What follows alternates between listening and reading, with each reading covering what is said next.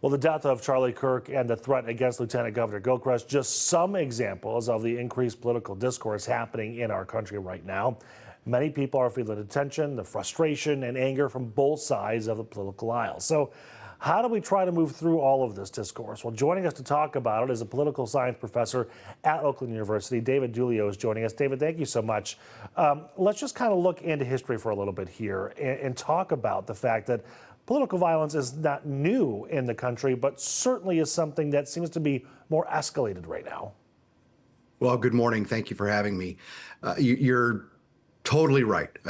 We can go back through history all the way back to the founding of our country and before to find examples of political violence, and some of them are woven into the fabric of our country, whether it's the Aaron Burr, Alexander Hamilton duel, certainly the assassination of Presidents Kennedy and Lincoln, but three other presidents were attacked, and we've seen it. You're right, escalating in recent years, whether it's former Congresswoman Gabby Giffords, Congressman Steve Scalise, and even closer to home, as you mentioned, with Governor Gilchrist or Lieutenant Governor Gilchrist, and the kidnapping plot against Governor Whitmer. There's one thing here that strikes me as different, and that's the fact that Mr. Kirk was not an office holder, was not an elected official, was not a candidate for office. He was really just an activist, right? And those are fewer and far between when we go through history. And I've been racking my brain trying to think of when the last one of those really was. And not to compare the two incidents, but we may have to go back to Dr. Martin Luther King Jr. to find a political assassination of this magnitude. So, again, not to compare here, but when you look at the ideals of those who carry out attacks like this, people are so far separated now. And I feel like, and maybe I'm wrong here, but even in the history books, when we go back and talk about some of these things, there was always this united front that a lot of these issues were, take civil rights outside of it, separation was one, but then there was this unifying thing that would usually happen after something. When there's a horrific attack, when something happens, people band together. I don't even know if we feel that way right now.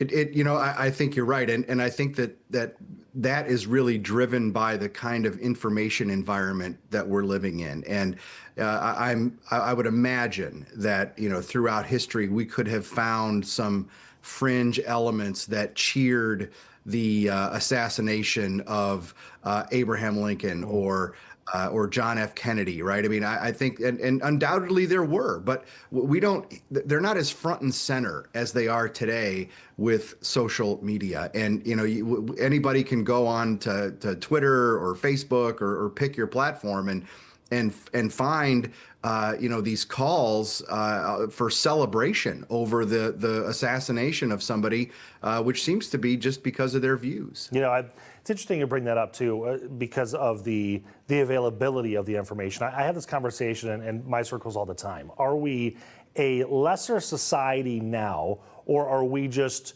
seeing it more often? I think that with the increase of access to information, the increased ease with which we can tap into all sorts of information, whether it be accurate or inaccurate, it absolutely has to be a part of this discussion, right? I mean, it's just more front and center for us. It's so much more easily accessible to find, those fringe extreme elements that and then with access becomes normalization, right? Where and I think it's good for all of us to remember that the online information environment is not reality, right? And to your point, we have seen bipartisan statements from across the political spectrum that denounce the actions taken by this shooter. Even somebody like Gavin Newsom had some very kind words to say about Charlie Kirk, right? It wasn't his Charlie Kirk, excuse me. It wasn't his agreement with Mr. Kirk's views, but certainly respected him as a human being. Yeah. So to that point, we are seeing leaders on both sides of the aisle try to take the temperature down here a little bit. Is that enough?